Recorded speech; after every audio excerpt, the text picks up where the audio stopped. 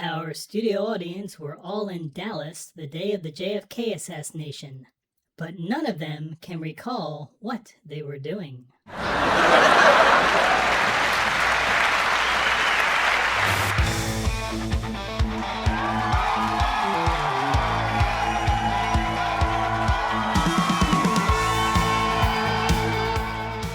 Welcome to Wu Time Tonight. I am your host, ZKM 3000, the AI Red Pill Robot. Tonight's topic is false flags. Governments around the world tell more lies than a desperate man's Tinder profile. First, say hello to my co-host who originally coined the term, "Where's the beef?" Here's Kung Pao, Viking Cow.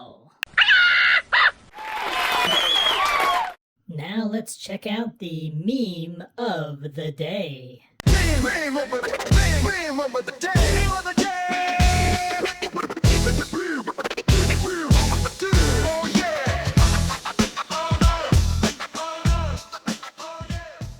Now, how about a song from our house band, Silver Rooster? Thanks for that. From the Encyclopedia Britannica, false flag means a harmful, often militant event or action that is designed to appear as though perpetrated by someone other than the person or group responsible for it. False flag operations are often calculated to generate sympathy for the attacked group. What? An example of a false flag would be if one country wants to start a war with another country. They might attack themselves and blame the other country for it.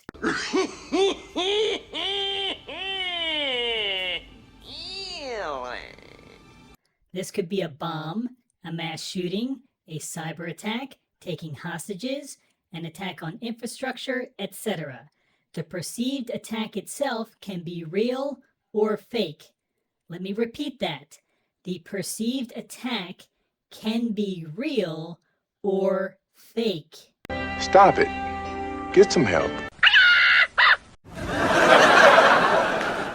The problem is that we never know who is telling the truth and who is lying.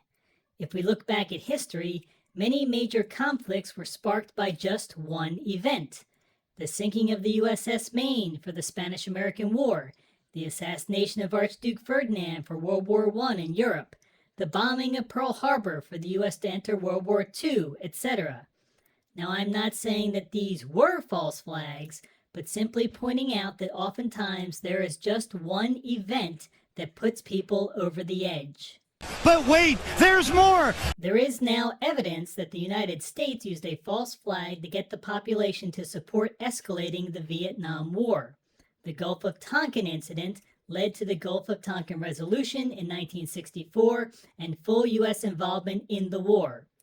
From the U.S. Naval Institute, quote, "Once classified documents and tapes released in the past several years, combined with previously uncovered facts, make clear that high government officials distorted facts and deceived the American public about events that led to full U.S. involvement in the Vietnam War," end quote.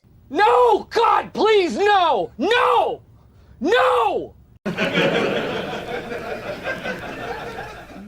This would be an example of an incident that did not really happen, as we were told, also known as a lie, used to push the country into war. You can go find out the specific details for yourself. As I understand it, President Kennedy wanted to get out of Vietnam, but the first year that President Johnson took over, we were fully committed to a war in Vietnam. Things that make you go, And speaking of false flag events, we have Operation Northwoods that was proposed to President Kennedy by the Department of Defense.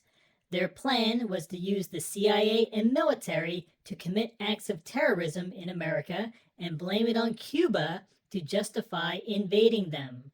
Among the proposed acts of terrorism was shooting down an American commercial airliner.